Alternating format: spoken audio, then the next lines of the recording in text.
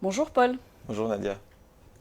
Allotir votre achat est une obligation réglementaire dès lors qu'il est possible d'identifier des prestations distinctes.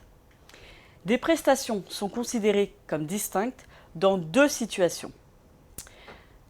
Soit elles sont d'une nature différente et répondent à des besoins dissociables. Soit elles sont de nature identique mais considérées comme distinctes de par la répartition géographique de leur exécution. Mais concrètement, Paul, en quoi consiste l'allotissement? L'allotissement, cela consiste à diviser un marché en plusieurs lots qui correspondent à des prestations distinctes. Chaque lot constitue un marché séparé pouvant être attribué à une entreprise différente. Ce fractionnement suscite une plus large concurrence entre les entreprises. La mise en œuvre de ce principe est particulièrement favorable aux petites et moyennes entreprises qui ne seraient pas en capacité de répondre à l'intégralité du besoin exprimé.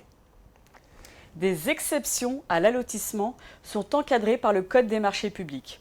Vous pouvez décider de ne pas allotir un marché dans l'un des cas suivants.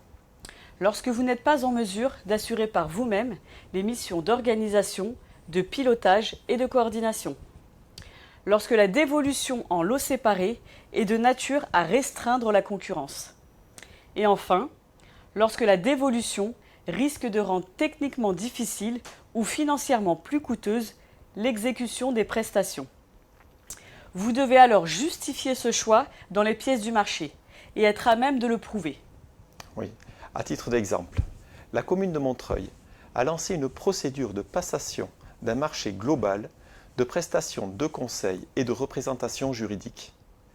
La prestation globale portait sur l'ensemble des matières du droit public, ainsi que sur les matières relevant du droit civil, du droit pénal et de la procédure pénale. Un candidat évincé a saisi le juge des référés pour non-respect du principe d'allotissement.